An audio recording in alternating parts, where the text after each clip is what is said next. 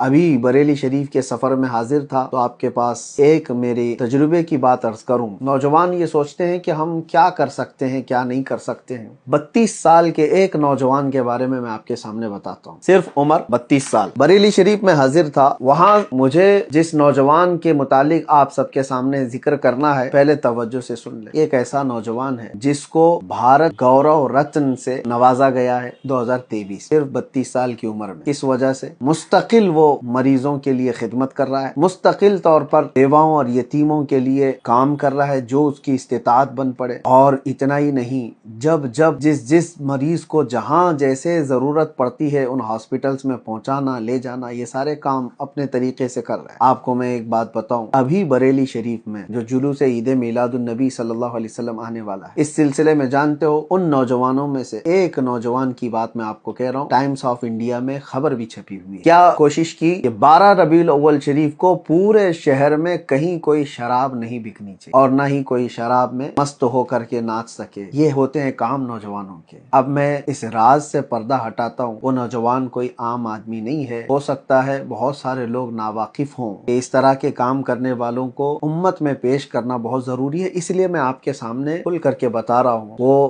عزیز القدر محب گرامی جناب فرمان حسن خان، جو قائد ملت حضور سیدی اسجد میاں صاحب قبلہ کے داماد، 32 سال کی عمر میں آپ کو حیرت ہوگی کہ گورنمنٹ آف انڈیا سے کارپوریٹ افیئر منسٹری نے ایوارڈ سے نوازا۔ صرف یہ ایوارڈ ہو سکتا ہے دنیاوی اعتبار سے لوگ یہ سمجھ رہے ہوں بھارت گورو رتن ایک ایوارڈ ہے، لیکن مجھے حیرت اس وقت ہوئی کہ بہت سارے لوگوں کو ایوارڈ تو دیا جاتا ہے، بہت سارے لوگ ایوارڈ لیتے رہتے ہیں، لیکن آپ کو پتا ہے کہ 2025 کے U P S C board کے ایگزام میں، U P S C board آپ جانتے ہیں پورے انڈیا کا یہ سب سے بڑا امتحان ایگزام ہے جس سے بڑے بڑے آفیسر بنتے ہیں۔ U P S C board کے ایگزام میں سوال پوچھا گیا ہے کہ وہ کون ہے جس کو 2023 میں بھارت گورو رتن ایوارڈ سے نوازا گیا ہے۔ وہ کوشچن پیپر بھی موجود ہے، کوشچن پیپر میں، اور آنسر میں یہی کہا گیا ہے کہ فرمان حسن خان۔ یہ بڑی خوشی کی بات ہے، میرے لیے بھی بڑی خوشی کی بات ہے۔ بہت سارے لوگ یہ تان و تشنیع کرتے رہتے ہیں کہ سنی کیا کر رہے ہیں، سنی یہ کر رہے ہیں۔ یہ اور بات ہے کہ وہ نام و نمود کے لیے